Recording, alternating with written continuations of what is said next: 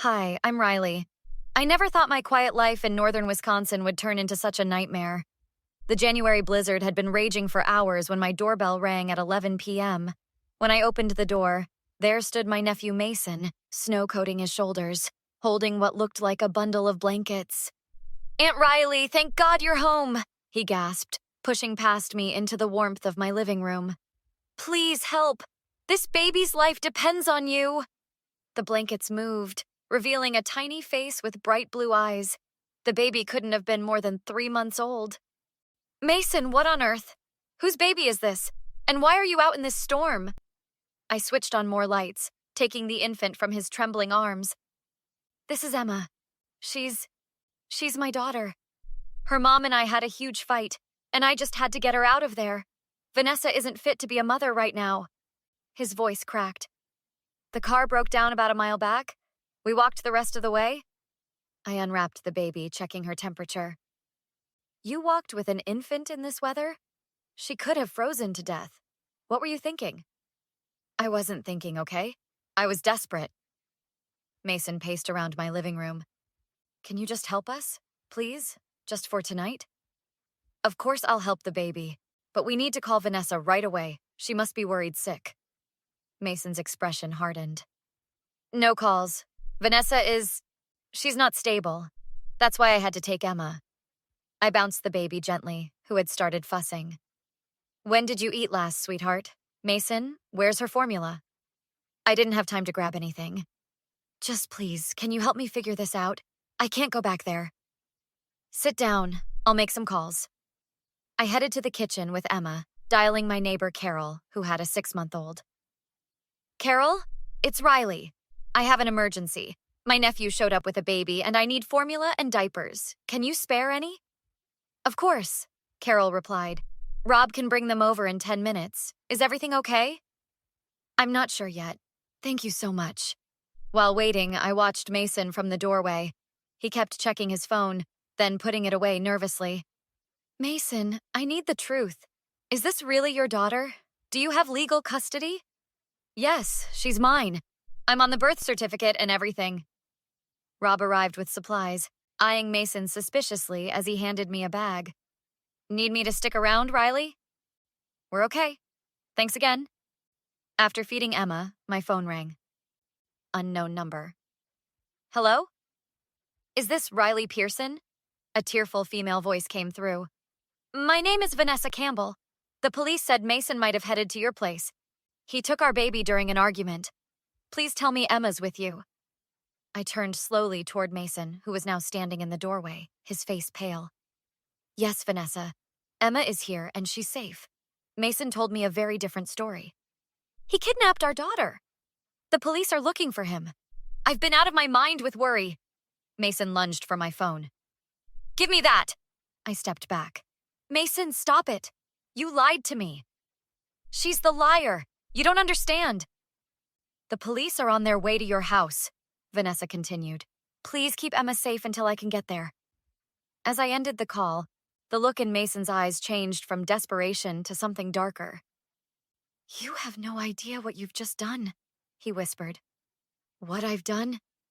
You brought a kidnapped baby to my house in a blizzard?" I held Emma closer. "The police are coming, Mason. You need to explain yourself." "You don't understand. Vanessa's been unstable. I was protecting Emma." Mason's voice rose, making the baby whimper. "Lower your voice. You're scaring her." I moved to the living room, keeping distance between us. "If Vanessa was so dangerous, why didn't you call the police instead of taking Emma into a snowstorm?" "Because they wouldn't believe me. No one ever believes the father." His fists clenched and unclenched. "You were supposed to help me, not call her." "I didn't call her. She called me. Through the police." A knock at the door made us both jump. Officer Reed Parker stood on my porch, snow swirling behind him. "Miss Pearson, we received a report about a child abduction." Mason immediately changed his demeanor. "Officer, there's been a misunderstanding. I'm the baby's father. Step away from Miss Pearson and the infant, sir." Officer Parker's hand moved to his belt. Are you Mason Campbell? Yes, but Mr. Campbell, you're under a temporary restraining order filed 3 hours ago. You're not supposed to be within 500 feet of Emma Campbell. I stared at Mason. A restraining order? You didn't think to mention that? It's all lies. Vanessa's family has connections. They're framing me. The next morning, with Mason in custody and Emma safely returned to Vanessa, I called Dr. Teresa Winters, my friend at the hospital where Vanessa had taken Emma for examination. Honestly, Riley, the baby's in good health considering what happened, Teresa explained. But there's something you should know. This isn't the first concerning incident. There are previous medical reports where Emma had unexplained bruising. Are you saying Mason might have hurt her? I can't confirm that, but Vanessa has been bringing Emma in regularly, documenting everything. She's been building a case. Later that day, I met Vanessa at a cafe near the police station. Dark circles underlined her eyes, but she held herself with dignity. Thank you for protecting Emma, she said, stirring her untouched coffee. Mason has everyone fooled. He's charming when he needs to be. How long has this been going on? 6 months after Emma was born, he started changing. Controlling, then angry, then... She swallowed hard. I started documenting everything. The police finally took me seriously after he threatened me with a knife last week. Mason's friend Tyler called me this morning, I said. He's defending Mason, saying you're making this all up for custody. Vanessa laughed bitterly. Tyler's been covering for Mason for years. Ask him about the hunting trip last fall when Mason accidentally fired a gun near his ex-girlfriend's house. Detective Lydia Harper joined us, sliding into the booth.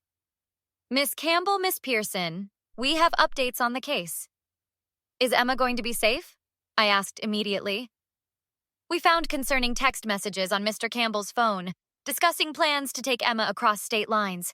This isn't just a custody dispute anymore. And Miss Pearson, we'll need your statement about what he told you when he arrived. Whatever you need. I won't let him use me as part of his manipulation again. After Detective Harper left, Vanessa grabbed my hand. Mason's family always takes his side. Having you believe me instead of him, it means everything. Family doesn't mean enabling someone's harmful behavior, I replied, thinking of how Mason had tried to play on our relationship. And I think it's time I had a conversation with Tyler. I met Tyler at the local diner the next day. He fidgeted with his coffee mug, avoiding my eyes. I appreciate you meeting me, I started. I need to understand what's been happening with Mason. Look, Riley, Mason's not perfect, but Vanessa drives him crazy. She's always accusing him of things. Tyler's leg bounced nervously under the table. Like threatening her with a knife? Or the incident with his ex-girlfriend last fall? Tyler's face paled. He told you about that? No, Vanessa did. And Detective Harper found the text messages planning to take Emma across state lines. Were you part of that plan, Tyler? No, I knew he was upset about custody stuff, but I didn't know he'd actually take the baby. Tyler glanced around the diner. Look, Mason's been different lately. Scary different. How long have you been covering for him? Tyler's shoulders slumped. 2 years. At first it was just excuses for his temper, then alibis for where he was when his ex's tires got slashed. I told myself he was just going through rough times. And the gun incident? He said it was an accident, but Tyler looked up, finally meeting my eyes. It wasn't. He wanted to scare her. I should have said something then. 3 days later, Mason was released on bail with an ankle monitor. I was in my garden when his car pulled up. Aunt Riley, we need to talk. He approached slowly, hands in pockets. There's nothing to talk about, Mason. The restraining order applies to me now, too. That's ridiculous. I'm your nephew. Family. His familiar charm was back, but his eyes remained cold. I made a mistake, but Vanessa is manipulating everyone. She's turned you against me.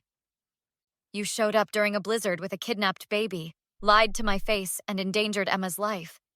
That's not a mistake. I was desperate. Vanessa was threatening to move away with Emma. What was I supposed to do? Follow the legal custody agreement? Not threaten your ex with a knife? Not endanger a baby in a snowstorm? I stepped back toward my house. The text messages on your phone show this wasn't impulsive. You planned it. Those were taken out of context.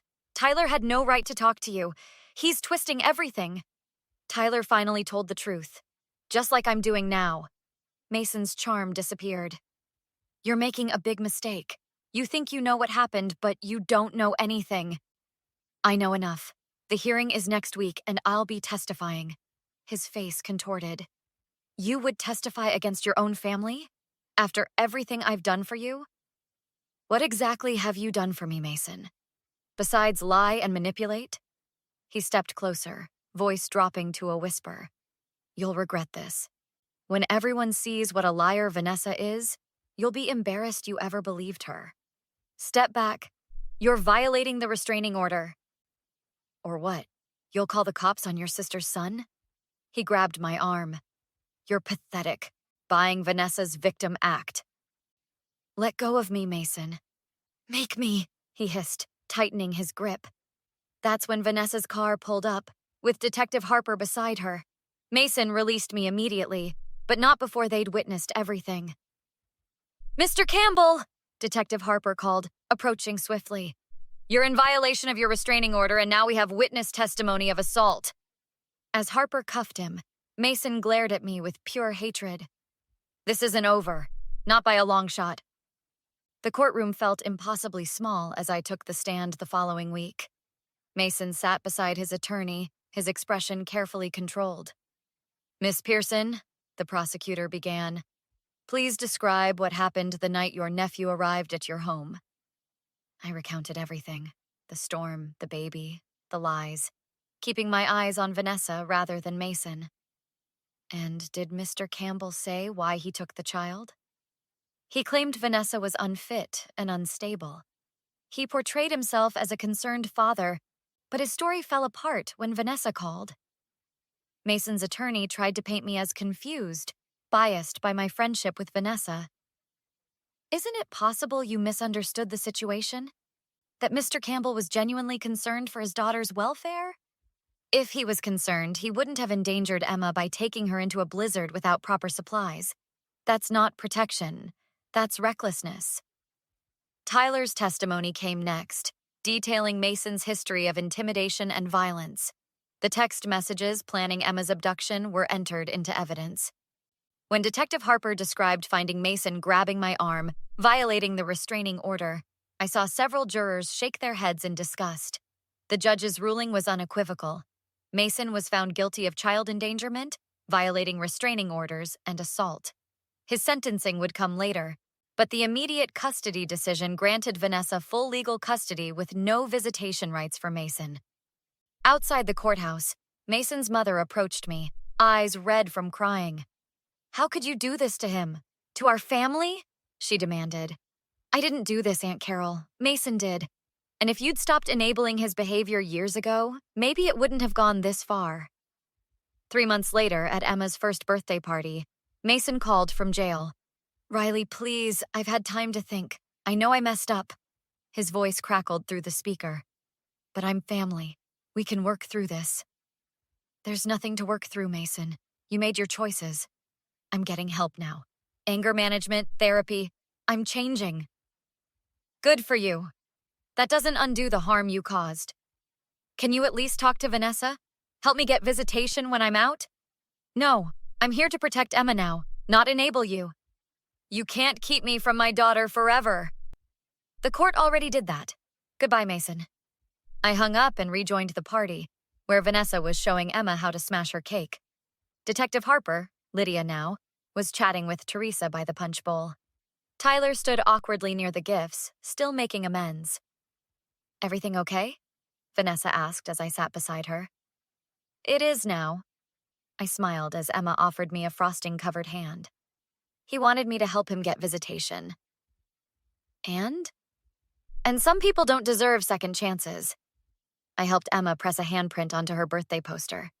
Some betrayals can't be undone. Thank you for everything.